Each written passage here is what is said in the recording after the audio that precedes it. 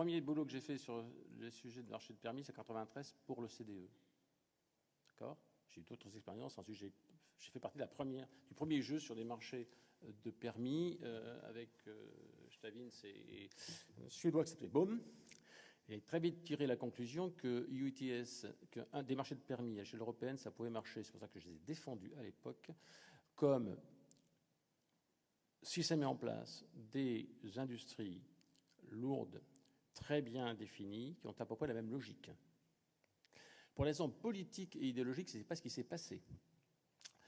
J'ai été en charge de la première négociation au sein des Français dans la perspective du ETS. J'avais été du temps du CNPF. Comme je n'avais pas aimé la façon dont ils avaient dézingué la taxe carbone. En gros, tu as la réponse tout de suite. Je fais le tour de table. Et qu'est-ce qui se démontre? Évidemment, le principe ETS, race en anglais, race to the bottom.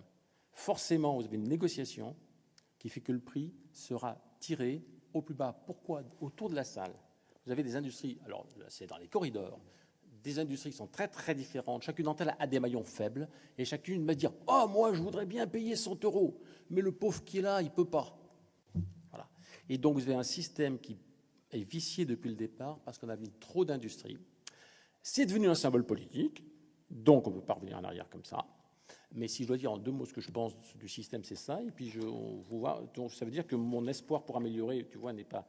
Je suis un vieux gars, terminé, mais je pense ça depuis le départ, et je l'ai écrit, donc je peux le dire. Voilà. Donc je pense que Race to the Bottom, tel que c'est fait aujourd'hui, telle phrase, on ne s'en sortira que par le haut, que si l'Europe reprend le dossier climat dans un ensemble plus global, et là on pourra le renégocier. Le renégocier séparément, ça me paraît impossible avec l'Europe de 27, telle qu'elle est maintenant.